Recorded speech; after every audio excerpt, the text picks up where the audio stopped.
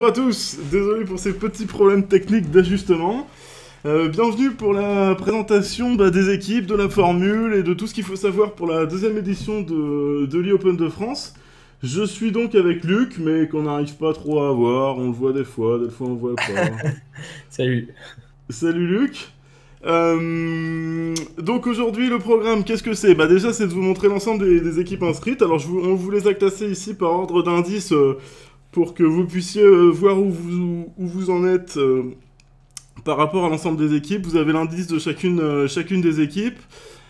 Et voilà, vous pouvez déjà à peu près deviner où est-ce que vous allez être. Alors, avant de rentrer dans les présentations des poules, on va s'attarder plus longtemps forcément sur les poules de Division 1, pour une raison simple, c'est qu'on connaît mieux les joueurs et puis c'est probablement ce qui intéresse plus le grand public. Mais on vous rappelle donc déjà la formule, on a fait effectivement deux divisions, une division 1, une division 2. Alors on hésitait à faire une division unique comme sur la première édition, mais suite à un sondage qu'on a fait via l'ensemble des capitaines, le choix était assez équilibré, à peu près 50-50 des réponses qui voulaient chacun des choix. Et comme c'est ce qu'on avait annoncé, on a décidé de rester dessus. Donc voilà pour l'histoire des formules. Donc on aura deux divisions, une première division avec 16 équipes réparties en deux poules de 8 et une deuxième division avec 14 équipes réparties en deux poules de 7. On reviendra plus en détail sur ce qui se passera, notamment en deuxième semaine, en fin de présentation. Un autre élément, c'est que si vous voyez les indices, là, on voit qu'il y a effectivement 16 équipes à 376 et plus, mais, et je vous l'ai mis en gras, l'équipe des bots qui est 19e à l'indice, mais comme on l'avait annoncé avant le début des inscriptions et lors de la finale de l'édition précédente, l'ensemble des quarts de finalistes de l'édition précédente ont leur place assurée pour la division 1. Du coup, les bots sont automatiquement qualifiés en division 1.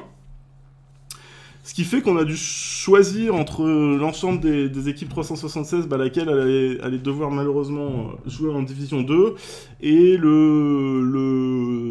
choix qu'on a fait, plutôt que de faire ce qui se passe habituellement, je dirais, en compétition fédérale pour les équipes qui sont des équipes de 6, ici, comme c'est des équipes de 8 et qu'on prend déjà que les 4 premiers pour l'indice, on a décidé qu'en cas d'égalité, on irait prendre en fait le 5e et le 6e.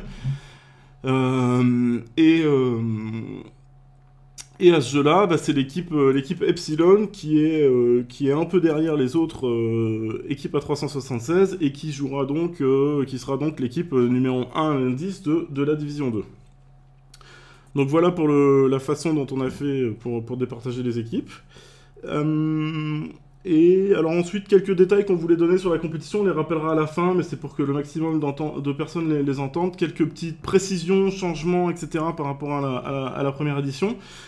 Le premier, c'est sur les systèmes. Alors on a officialisé le fait que vous avez le droit en fait de lire votre système. C'est-à-dire que quand vous jouez, vous pouvez avoir votre système ouvert à côté, vous pouvez l'avoir imprimé sur votre table, vous pouvez l'avoir où vous voulez, et vous avez le droit de le lire. Alors il ne faut pas que ça vous rende trop lent. Parce qu'il faut toujours respecter quand même un rythme correct et les adversaires ont le droit de signaler que vous êtes particulièrement lent. Et si ça se reproduit ou si c'est vraiment trop, vous serez pénalisé. Mais vous avez le droit de consulter votre système. Pourquoi on fait ça? C'est pour mettre l'ensemble des personnes sur un pied d'égalité, parce que probablement il y en avait qui le faisaient et d'autres qui n'osaient pas le faire. Donc on préfère que tout le monde se sente à l'aise avec le fait de le faire. Voilà, vous pouvez le faire, surtout que dans les compétitions online, on sait que les gens peuvent jouer des fois avec des partenaires un peu inhabituels. Donc voilà pour la première chose. La deuxième chose, c'est sur les undos. On a eu pas mal de petits soucis, entre guillemets, lors de la première édition, de gens qui disaient est-ce que je peux demander un undo, est-ce que je peux pas, est-ce que je dois l'accepter l'undo, c'est quoi exactement les règles. Donc on veut vraiment rappeler ça. L'undo, c'est vraiment pour un misclick et rien d'autre. C'est-à-dire que si vous cliquez sur la carte d'à côté ou sur l'enchère d'à côté, vous vous rendez compte immédiatement et vous pouvez faire un undo. Et ce sera l'appréciation de l'adversaire qui devra décider si oui ou non c'était un misclick manifeste. Si c'est pas le cas, ou si en tout cas ils pensent que ce n'est pas le cas, ils ont complètement le droit de refuser un undo, et vous pourrez pas réclamer. C'est-à-dire si vous jouez vous cliquez sur une carte et vous vous rendez compte immédiatement que bah, c'est pas la bonne, vous avez peut-être fait une erreur, ou alors vous avez même pas regardé la carte de droite et puis vous avez oublié de prendre ou quelque chose comme ça. Et ben là c'est pas un misclick, c'est une erreur que vous auriez pu faire à la table. Et dans ces cas-là, bah, votre carte elle est jouée, votre enchère elle est mise, etc. Et les adversaires ont le droit de vous refuser un undo. Donc voilà, n'ayez pas de scrupules à refuser un undo si vraiment vous sentez que c'est pas un misclick. Parce que la règle des undo, c'est vraiment pour les misclicks et uniquement pour les misclicks. Et attendez-vous à ce que vos adversaires vous refusent un undo si vous le faites, parce que voilà, d'habitude sur BBO, on accepte toujours les undo, etc. Vous avez raison d'ailleurs, et ils ont le droit de l'accepter. Mais ça n'a rien d'obligatoire, on est comme à la table de bridge, de temps en temps vous vous sortez la mauvaise carte, il y a des adversaires qui vont vous laisser la reprendre, d'autres qui vont pas vous laisser la reprendre, et voilà, c'est à leur discrétion. Voilà pour la chose. Et le dernier petit sujet un peu embêtant, on en avait déjà parlé lors de la première édition, c'est les problèmes entre guillemets de triche ou de triche potentielle. Sur ce sujet-là, d'ailleurs, Luc et moi, on tient à remercier Michel Claret qui nous a pas mal éclairé et proposé de nous aider. Donc, ce qu'on vous invite tous à faire, c'est quand vous avez des suspicions fortes sur une enchère, sur une paire, sur un joueur, pour une raison X ou Y, eh ben, n'hésitez pas à nous faire remonter les choses. Nous, l'engagement qu'on prend, c'est à les regarder, à les archiver, et éventuellement à poser des questions à la paire visée, ou le joueur visé, pour qui s'explique. Et ce qui est sûr, c'est qu'on va tout archiver, et on fera le point à l'issue de la compétition, sauf s'il y a des choses vraiment évidentes, avec des gens qui vont pouvoir analyser les dossiers, s'il y a des dossiers assez consistants, pour pouvoir arriver à des conclusions, quelles qu'elles soient. Voilà, bah écoutez, c'était tout pour ces petits mots d'introduction. Alors évidemment, pendant l'ensemble de la présentation, n'hésitez pas à poser des questions. Celui d'entre Luc et moi qui parle pas essaiera de lire le chat pour pouvoir y répondre. Et donc, on va pouvoir passer à la présentation des équipes, une par une, et on va attaquer par la poule 1 de la division 1. Allez, c'est parti. Donc, on commence par l'équipe Milan. Donc, probablement le grand favori du tournoi. C'est une équipe qui est constituée d'un certain nombre de vainqueurs de l'édition précédente. Donc, Michel Duguay, Emmanuel Monod, Eric Mauberquez, Édouard Beauvillain. Et puis, ceux qui complètent l'équipe, c'est aussi des joueurs très forts. Lionel Seban, et Franck Rim, donc 2 premières séries nationales qui seront également apporter toute leur expérience et leur fort niveau de jeu. Donc on les attend une nouvelle fois dans les sommets de la compétition. La deuxième équipe de la poule, c'est l'équipe ES, donc équipe très forte également, en effectif réduit, il ne joue qu'à 6. On a Romain Tambouret, Anne-Laure Tartarin, membre de l'équipe dames française, Jennifer Mourgue, sa partenaire, Godefroy de Tesser qui est arrivé aux portes de l'équipe de France, Laurent Truyez, première nationale depuis un certain temps, vainqueur de l'ADN 1 par paire. Une équipe très forte sur laquelle il faudra compter pour au moins la qualification en quart de finale, voire plus loin. Alors ensuite on a la Bridge House. Alors là c'est l'équipe Barna Suisse de l'édition précédente qui s'est renforcée de Luis Lantaron et de son partenaire José Creueras. Alors Louis qu'on connaît tous, hein, qui joue la division 1 d'ailleurs en France, et qui l'a joué à plusieurs années, probablement le meilleur joueur espagnol, en sachant que cette équipe s'est pas qualifiée pour moins d'1 point de victoire pour les quarts de finale de l'édition précédente. Là ils sont clairement dans les favoris pour sortir de leur poule et pour accéder aux quarts de finale. Et le reste de la composition est la même, sauf que les Suisses sont plus dans l'équipe, et du coup renforcés par cette paire. L'équipe numéro 4 de la poule, c'est la Capo Team, qui a très peu changé son équipe, qui a et qui a échoué en demi-finale de l'édition précédente, avec la paire Claret-Rocafort, qui est vraiment la paire fanion de cette équipe, non seulement parce que c'est les deux premières séries nationaux, mais les deux joueurs première série nationale, mais aussi parce que ils jouent un système un peu atypique, et du coup ils sont toujours intéressants à kibitzer. J'ai les bruits de Facebook, excusez-moi, je vais fermer ça. Ils sont aussi renforcés avec la paire Jean-Pierre Desmoulins et Véronique Ventos.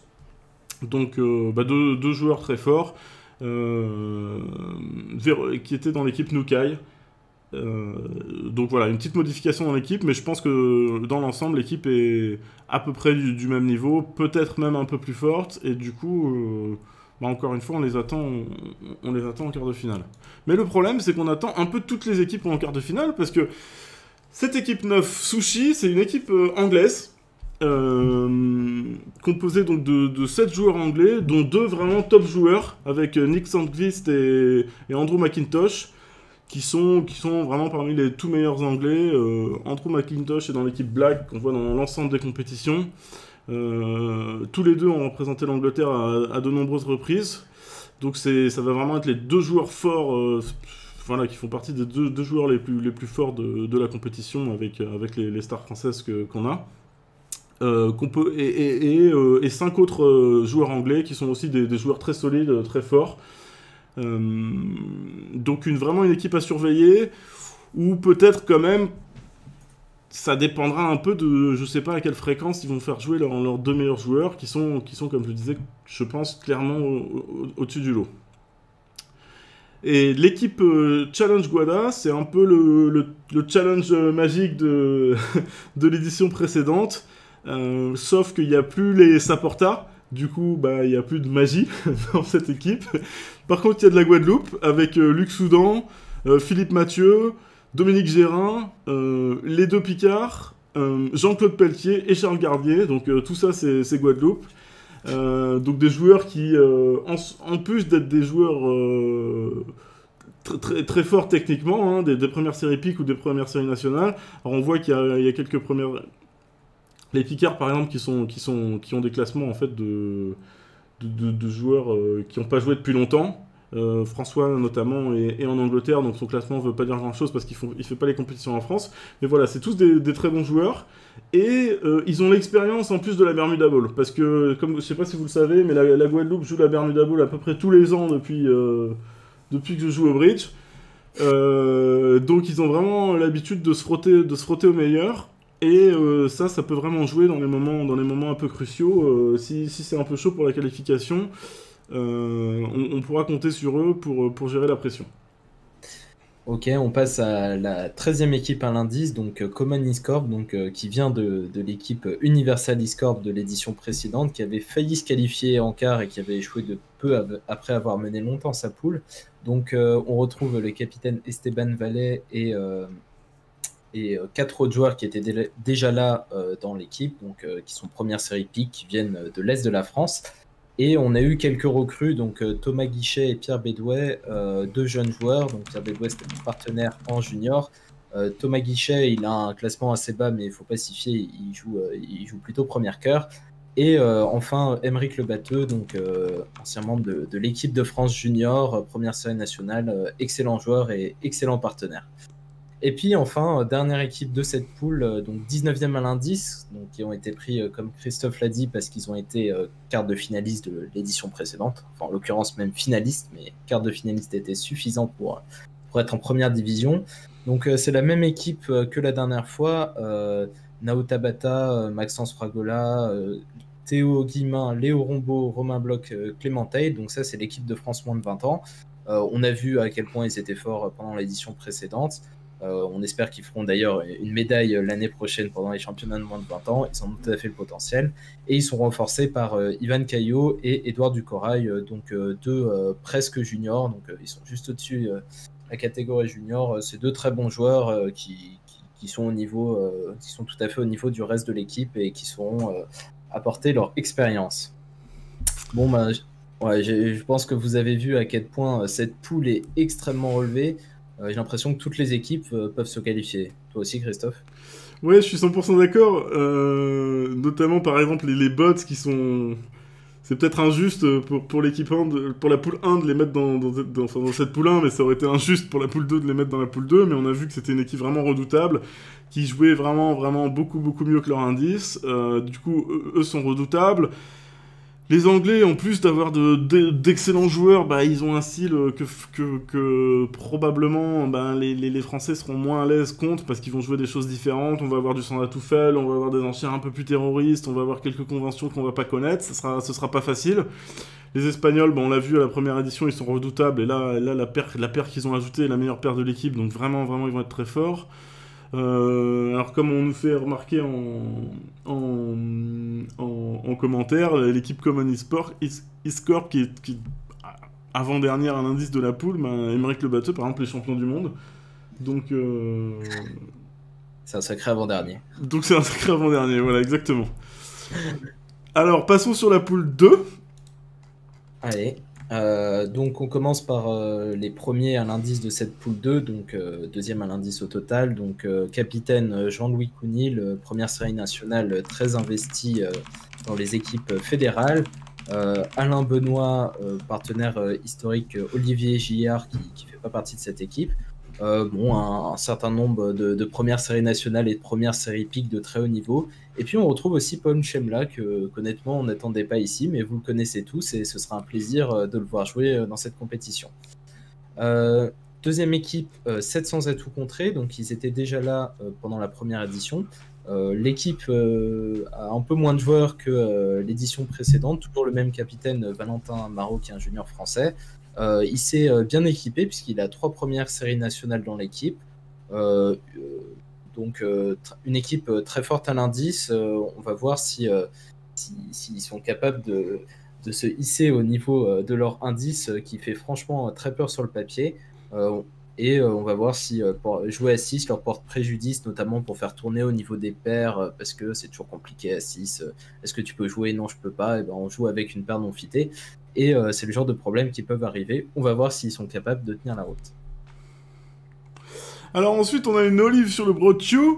Bah ça, c'est l'équipe, on dirait le sud de l'édition précédente. Donc, qui s'était qualifié en quart de finale, puis en demi-finale, et qui s'était incliné, il me semble, de pas grand-chose. Avant de gagner le match de classement. Donc c'est les troisièmes de l'édition précédente, voilà, qu'on fait un petit changement de paire, mais vraiment le cœur de l'équipe reste là, et donc ils seront redoutables, et ce serait franchement une surprise de pas les retrouver de pas les retrouver en quart de finale. Ok, ensuite on a l'équipe L'Esprit, donc qui avait autrefois un nom imprononçable en néerlandais. Pendant la première édition. Alors, quelques petits changements mineurs dans l'équipe, mais c'est la même équipe sur le papier, donc quasiment, on a toujours Beren van den Bos, qui est un des meilleurs joueurs néerlandais. On a la paire championne du monde en moins de 20 ans par paire, championne d'Europe en moins de 20 ans par paire, Van de Pavard et Nishen, qui sont vraiment d'excellents joueurs pour les avoir affrontés à de multiples reprises dans les catégories moins de 20 ans et qui ont vraiment écrasé la catégorie ces dernières années. Et puis on a un certain nombre de joueurs qui jouent en deuxième division néerlandaise, donc en DN2 grosso modo.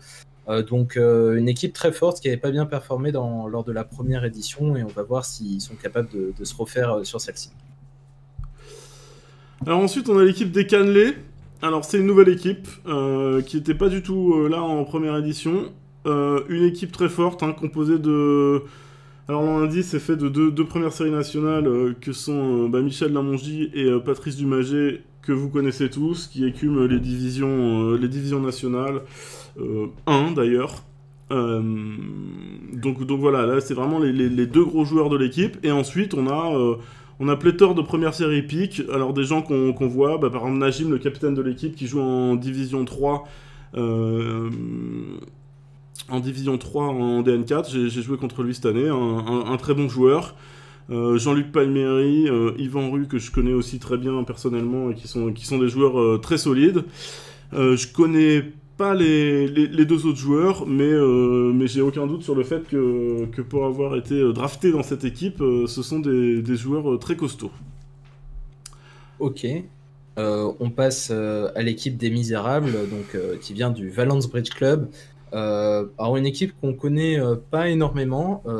Bon, on sait qu'ils viennent bien de la Drôme. Ils ont tous 26 dans leur pseudo BBO. Alors à titre personnel, je connais un peu Luc Hirschwald, et pas uniquement parce qu'il a le même prénom que moi. Il habite pas loin de chez moi, et c'est un excellent joueur, première série nationale, qu'on voit régulièrement en DN1, DN2. Voilà, d'autres premières séries nationales. Enfin, il y a Christine Reynaud qui est également première série nationale, donc une équipe à 384 d'indices, alors qu'on se rapproche du bas du classement.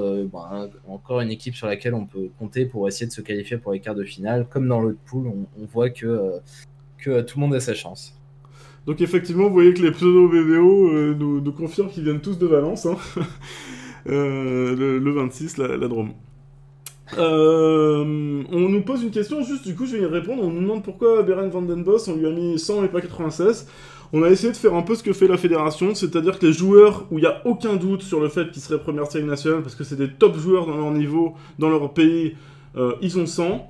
Et les autres, qui sont entre guillemets des premières séries nationales, mais pas forcément hyper connus sur le plan international, ont plutôt 96.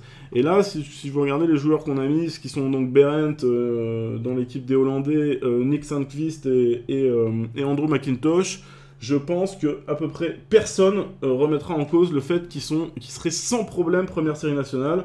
Je vous invite à aller regarder leur palmarès sur le site de la WBF, de l'EBL, ou voire même de la CBL pour les grands championnats américains. Vous allez tout de suite vous rendre compte que c'est des méga boss entre guillemets, et que et que vraiment on peut pas les mettre 96, ce serait une aberration. C'est comme si Jeff Mextrot arrivait, alors évidemment là je prends l'exemple le plus fort, mais ou alors quand El Guemo et El Ness sont arrivés et ils ont commencé à jouer en France, on leur a évidemment donné le classement de première série nationale et pas le classement de première série nationale hors quota. Pareil pour Dennis Bilde, pareil pour en fait tous les top joueurs qui sont venus jouer en France, et là c'est la même chose.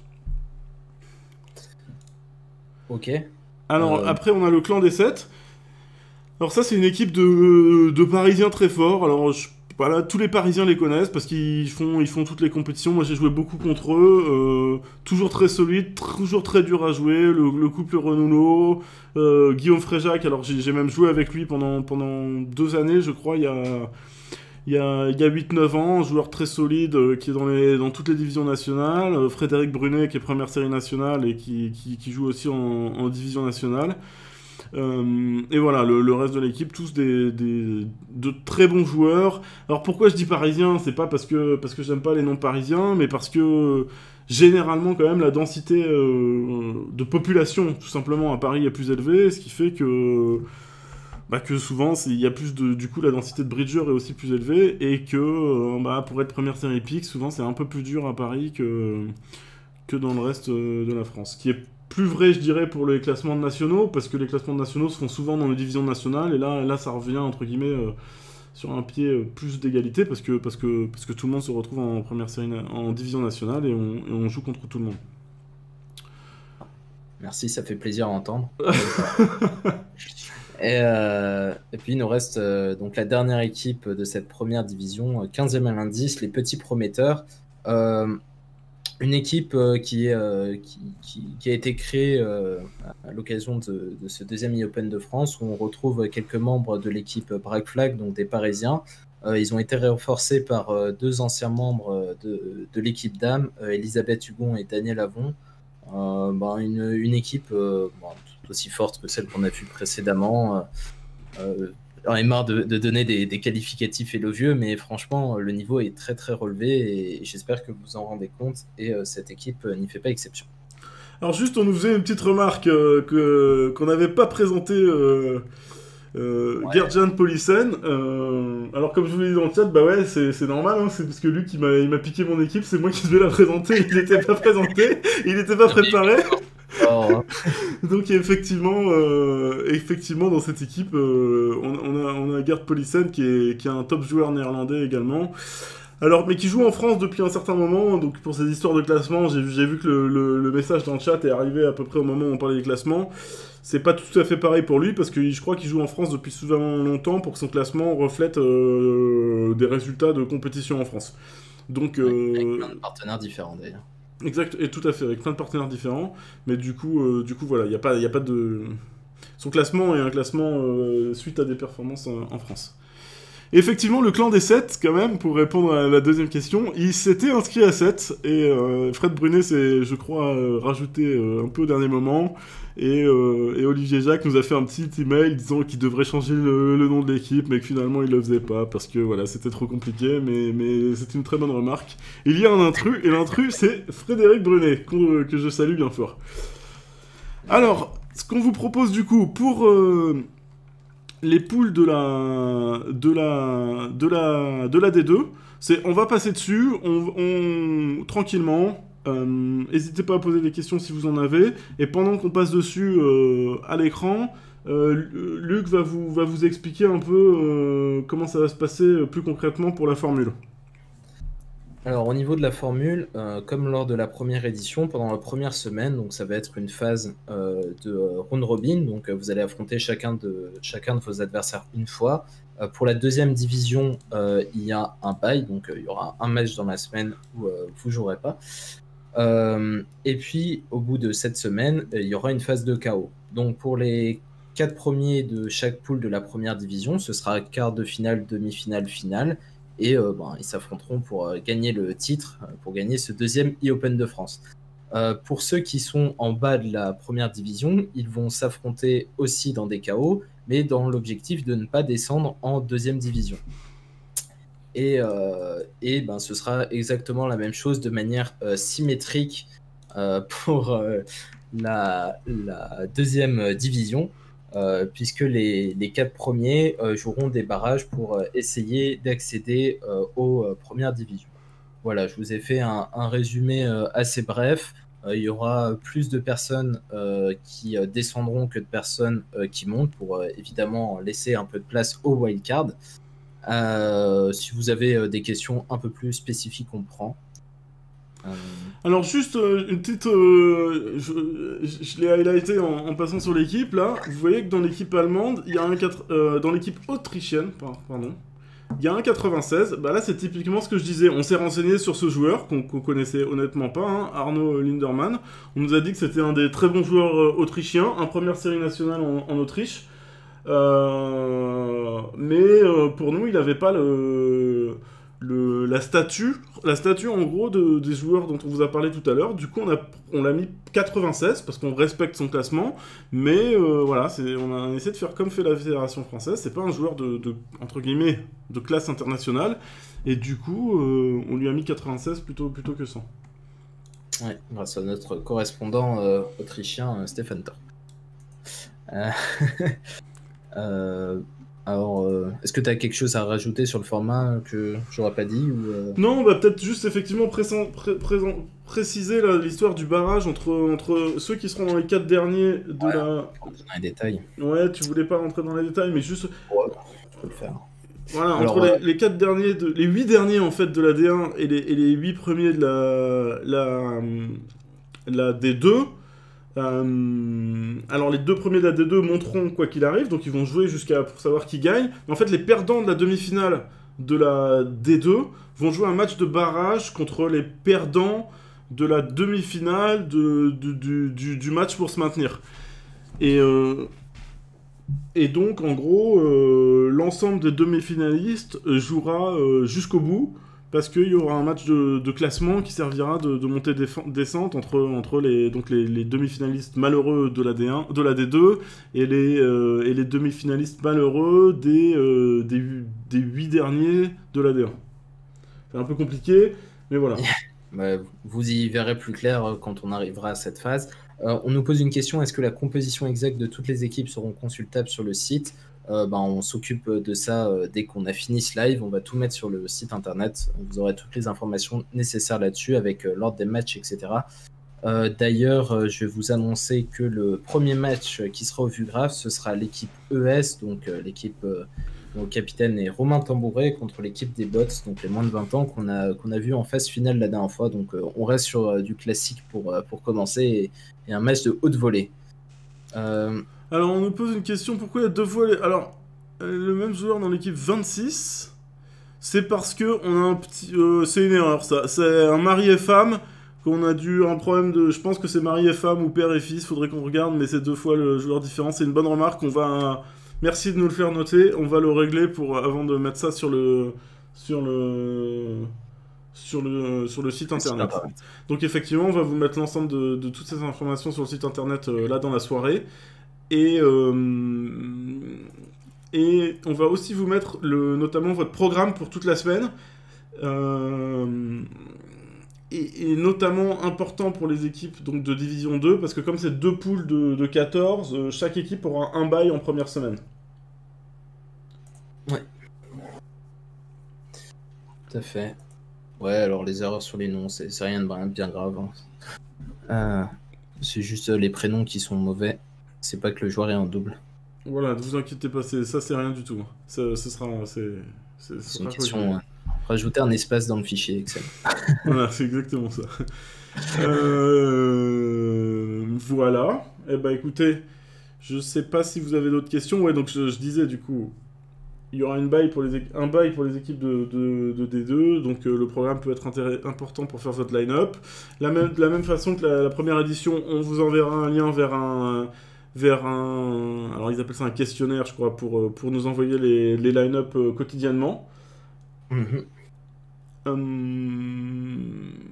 Ah oui, une autre chose, on s'est rendu compte pendant la première édition, et je pense que ça s'est pas amélioré parce qu'en fait BBO accumule de plus en plus d'informations, et en fait ce qui se passe c'est que les résultats sont disponibles de plus en plus tard, donc il est, pour être tout à fait unique, tout à fait honnête, assez peu probable qu'on arrive à vous donner les résultats le soir même. Et vous les aurez du coup probablement le résultat de l'ensemble des équipes et le classement de votre pool plutôt le lendemain vers midi, parce qu'en fait on peut plus consulter les résultats de BBO dans la foulée, en tout début de phase de pool de la première édition. Ils venaient en fait de tout virer, du coup c'était très rapide d'accès. Et là, ça prend de plus en plus de temps, donc ce sera compliqué.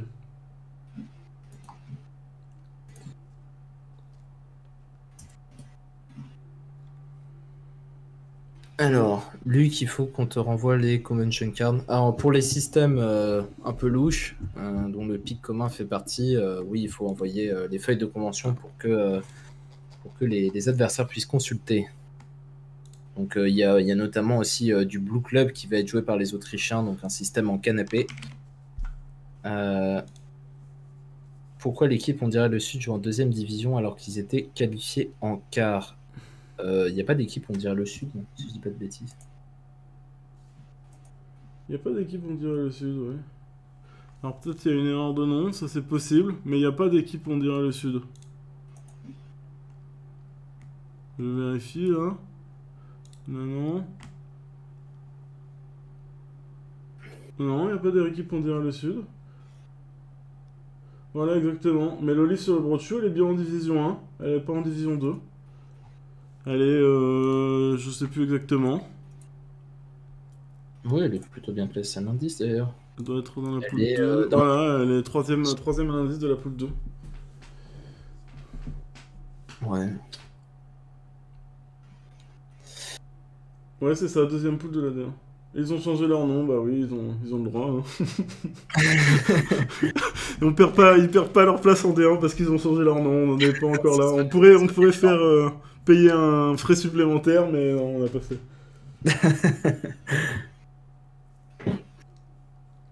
Ok. Ouais, bah j'ai bien Alors, on nous demande si les matchs seront toujours à 21h sur BBO et à 21h30 au Vugraph. Peut-être tu peux répondre à cette question. Alors, là, il y a une excellente question. Donc on se pose fortement la question, c'est-à-dire que c'est important qu'il y ait un délai pour le match du VueGraph. Ça, c'est une certitude. Le truc, c'est que techniquement, on peut soit faire démarrer le match du VueGraph à 21h, disons techniquement simplement, à 21h, et mettre 30 minutes de délai entre le moment où on le commente et le moment où vous écoutez les commentaires, auquel cas, ben, ça règle quand même fortement tous les problèmes de triche potentielle, parce que non seulement on garde les 30 minutes de délai, mais en plus les gens en VueGraph peuvent pas accéder au VueGraph s'ils le souhaitent. L'inconvénient, c'est qu'on ne pourra pas interagir avec le chat, parce qu'on sera en train de commenter, on aura commenté en fait 30 minutes avant, donc si vous nous posez une question, on la verra que 30 minutes plus tard. Vous poserez une question sur quelque chose qui s'est passé en fait il y a 30 minutes plus tôt. Donc ça pose un problème. Et on a l'autre solution, c'est de faire la même chose que ce qu'on avait. On a une troisième solution un peu technique pour réussir à faire en fait un faux direct en différé, mais ça demande des moyens informatiques qui sont un peu plus conséquents. On est en train d'essayer de travailler dessus pour pouvoir le faire. On va sûrement le tester, et on va voir si ça marche ou si ça marche pas. Et si ça marche pas, on repassera peut-être au live avec 30 minutes de retard, comme on avait fait pour la première édition. On me demande quel est le problème du format précédent. Le problème du format précédent, c'est que le joueur qui était au VueGraph peut regarder le VueGraph. Et que c'est quand même... évidemment, on fait confiance aux joueurs, mais c'est quand même mieux si on peut faire en sorte que ce ne soit pas le cas. Voilà, donc si on n'arrive pas à mettre en place cette solution technique dont je vous parlais, on va rester sur la formule de la fois précédente, plutôt que de mettre 30 minutes de délai, puisque effectivement... ça nous semble moins intéressant, et éventuellement, peut-être qu'on pourra utiliser cette 30 minutes de délai pour soit les matchs par KO, soit juste pour la finale, je sais pas. Mais en tout cas, pour le début, non, vraiment pas. Voilà. Voilà, et une dernière solution qu'on pourrait faire pour la finale, mais ça c'est un peu compliqué, c'est de demander en fait à chacun des joueurs de se munir d'une caméra et d'avoir un espèce d'arbitre qui ait les 8 caméras des joueurs, et de vérifier que ces joueurs épuisent la vision de leur écran, et de vérifier que ces joueurs soient bien en train de jouer et pas en train de regarder ce qui se passe ailleurs. Voilà. Et on nous demande, est-ce qu'il y aura toujours des consultants le soir sur la chaîne pour les streams? On espère. On espère bien. On a des gens qui se sont proposés déjà, notamment Christophe Ourcel, dont j'ai vu qu'il était là. On le remercie. Donc vous le verrez clairement en première semaine. Et oui, on tâchera de trouver des consultants au maximum, en sachant qu'on sera un peu moins sous pression qu'on a été lors de la première édition, parce que là, alors moi déjà je me suis pas inscrit. Luc s'est inscrit dans une équipe, mais en précisant bien qu'il jouerait au maximum 1 ou 2 matchs. Donc on aura plus de disponibilité, et au minimum, dans le pire des cas, vous aurez Luc et moi. Bon, ce serait dur pour vous, mais bon, des fois, faut faire avec. Voilà, et d'ailleurs, si parmi les gens qui sont là, alors, désolé, on va mettre une limite, mais s'il y a des premières séries nationales qui sont là et qui souhaitent se proposer pour venir commenter avec nous, ce serait un grand plaisir, et n'hésitez pas à nous faire un petit message pour nous dire que si vous êtes intéressé. Évidemment. Donc Luc, il est première série de pique, mais on l'accepte de façon de façon exceptionnelle. Voilà. Bah écoutez, voilà, on a fait le tour.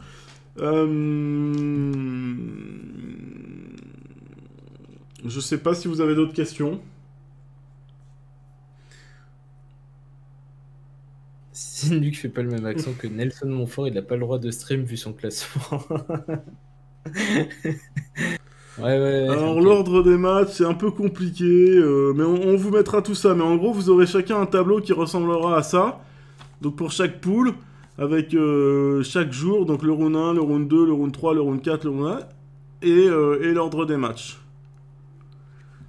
Et du coup, bah là vous voyez en avant-première le match en gras et le match au VueGraph. Donc le jour 4, ce sera les sushis avec les Anglais contre Bridgehouse, les Espagnols, que vous aurez au VueGraph. Oui, effectivement. Alors on sait que vous adorez tous David, hein, ça on le sait, et nous on l'adore aussi. Le problème c'est que cette année il a rejoint l'équipe l'équipe... Alors c'est une équipe de 8, mais il a rejoint l'équipe tenante du titre. Donc les chances qu'il se fasse éliminer en première semaine et qu'il et qu'il puisse être avec nous autant qu'il l'a été lors de la première édition sont faibles. Mais il fait évidemment des personnes qu'on va contacter pour commenter avec nous et avec vous au maximum. On sait que vous l'adorez tous. On l'adore aussi d'ailleurs. Et voilà, on espère pouvoir l'attirer le plus possible. Mais entre le fait de jouer, le fait qu'il est déconfiné et qu'il a le droit de sortir dîner, et, et le fait que... Il n'est pas séquestré, donc... Voilà, on l'aura autant que possible. Voilà, bah écoutez, on va conclure là-dessus. Vous pourrez retrouver la vidéo sur YouTube, sur la chaîne de Luc. Ah oui, un dernier détail, on va aussi, du coup, pour officialiser ça un peu, on va changer le nom de la chaîne Twitch à partir de demain. Alors on sait pas encore, on est en train d'en discuter. Est-ce que ce sera eOpen de France? Est-ce que ce sera eOpen? On verra. Mais sur Twitch, ça va changer. Alors pour tous les gens qui suivent déjà la chaîne, ça change strictement rien pour vous, parce que vous aurez l'alerte de la même façon. Pour les autres, bah, faudra aller soit sur le site internet eopendefrance.fr pour voir le nom de la nouvelle chaîne, soit sur Facebook pour bien voir le nom. Alors, je vous montre donc rapidement, pour ceux qui savent pas comment vous pouvez suivre la chaîne, donc vous êtes sur... Je vous montre donc rapidement, pour ceux qui savent pas comment vous pouvez suivre la chaîne, donc vous êtes sur... Il y a un petit bouton. Ouais, mais là j'ai un écho, et j'arrive pas à bloquer le son. Il y a un petit... Ok, j'ai enlevé l'écho, désolé, il va y avoir un écho pendant un petit moment. Mais en gros, vous êtes sur la chaîne. Et ben, du coup, je vais sur une autre chaîne, je vais sur n'importe quelle chaîne, je sais pas ce qu'il me recommande, ça doit être des jeux vidéo, ça, voilà. Et vous allez sur... C'est où? Je trouve pas. Ouais. Ouais, mais il y est pas là. Attendez. Bon, évidemment, je vais vous montrer un truc et je trouve pas. Ils l'ont bougé. Bon, on va aller sur une autre chaîne. Je suis perdu. Elle... En bas à droite de la vidéo. Alors, c'est quelqu'un... Suivre, voilà, suivre. C'est le gros cœur. Il est énorme. Effectivement. Donc, vous cliquez ici. Ah tiens, on va pouvoir aller là-bas. On supporte les échecs, hein, parce que vous allez sur Twitch, c'est que du jeu vidéo. Mais il y a quelques chaînes d'échecs. Je vous conseille cette chaîne. Donc moi je la suis déjà en fait, c'est pour ça que ça s'affiche pas là. C'est les chaînes que je suis, vous voyez, il y a les chaînes que je suis ici. Vous cliquez sur... du coup là il n'y a pas suivre, donc c'est pour ça que je suis allé sur une autre chaîne, une chaîne qui me recommande. Et pour avoir le suivre qui s'affiche, vous cliquez là, et après elle apparaîtra dans vos chaînes en haut à gauche, et vous recevrez un mail à chaque fois que ça arrive. Ah oui, il est derrière ma tête en plus. Hop! Il est là. Donc en principe... Ouais, vas-y.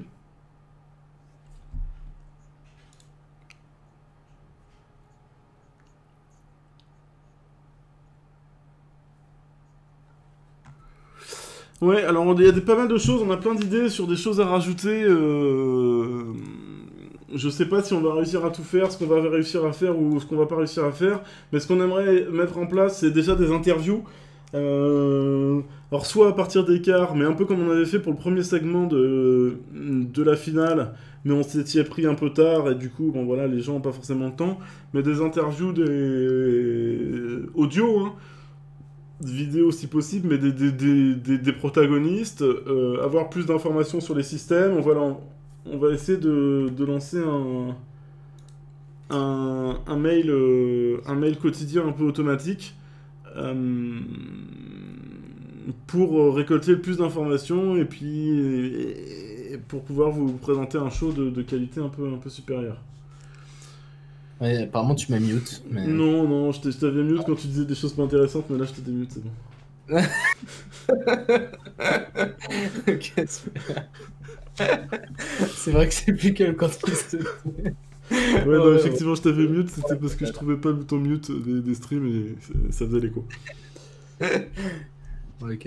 Voilà. Et d'ailleurs, si vous avez des idées sur des choses, des espèces d'animations qu'on peut faire pour que ce soit mieux pendant les matchs, N'hésitez pas, on a évidemment pas mal d'idées qui sont plus ou moins faciles à mettre en place, mais, euh, mais voilà, tout ce que vous avez, n'hésitez pas à nous l'envoyer, et opendefrance@gmail.com ou sur la page Facebook, vous pouvez nous contacter et on prend. Et du coup, on m'a pas entendu je crois, quand je parlais du débrief des Dons et que je disais qu'il y aura un résumé quotidien sur ma chaîne YouTube comme d'habitude. Pour le débrief des Dons, prenez des joueurs qui les ont joués pour faire avec vous le débrief. Alors le problème, c'est que quand on fait un débrief à deux, bah, ça prend un temps exponentiel. Et parce que bon, on se met d'accord, c'est très compliqué à faire techniquement parce qu'on doit se mettre d'accord, on veut faire des prises parfaites, etc. Et que ça va beaucoup, beaucoup plus vite tout seul. Et donc techniquement, c'est vraiment trop compliqué. Après, c'est vrai, par exemple, de ce qu'on pourrait songer à faire, c'est de faire une petite interview des joueurs qui ont joué la veille. Voilà, une petite interview des joueurs qui ont joué la veille et leur rajouter au résumé quotidien plutôt que de le faire avec la personne où là ça devient très compliqué techniquement. Et je peux effectivement vous confirmer que moi je l'ai fait une journée, je sais pas si vous avez vu lors des débriefs, et ça m'a pris un temps fou. Ouais. Franchement, déjà Luc, je sais pas comment il arrive à faire ça en 2 heures, et ça paraît de rien, mais voilà, si on fait une petite erreur pendant la prise, faut la reprendre, etc. C'est déjà très long, et avec 2 personnes, ça double le risque d'erreur, et ça devient vraiment, vraiment impossible. Yes. Voilà. Okay. Moi, je crois qu'on a fait le tour. Les infos sur le site internet. On vous met toutes les infos sur le site internet, en effet. Et donc, on vous dit à demain tout le monde. Bonne chance à tous les participants. Et pour le live, à partir de 21h30 demain. Yes. Merci Luc. Ouais, merci Christophe et bonne soirée.